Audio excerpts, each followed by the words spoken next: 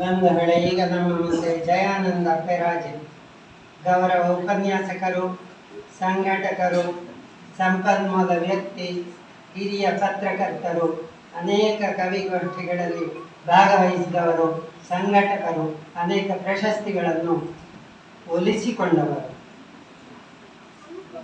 ಈಗ ಜಯಾನಂದ ಪೆರಾಜೆ.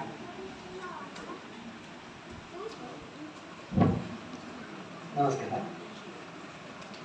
ಮೊದಲನೇ ಪುಸ್ತಕ ನಗದು. ನಗದಿದ್ದರೆ ನಗುವರು ಎಲ್ಲರೂ ಒಲಿತನ. ಎರಡನೇದು ಬಗ್ಗಿದರೆ ಬೆನ್ನೇರುವರು, ಶಿರ ಹಚ್ಚಿದರೆ ತಲೆಬಾಗುವರು. ಪುಸ್ತಕ 3 ದೂರು ನೀಡಿದರೂ ಕಾಣೆಯಾಗಿದೆ ಕೋಣ, ಪೊಲೀಸರೆಂದರು ಬದುಕಿದ್ದರೆ ನಾಳೆ ಹುಡುಕೋಣ. 5 ಗುರುವಿಲ್ಲದ ಗುರಿ ಇಲ್ಲದ ದಾರಿ, ಕಾನನದ ನರಿ.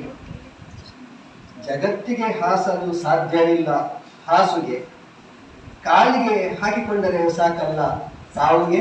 ನಮಸ್ಕಾರ.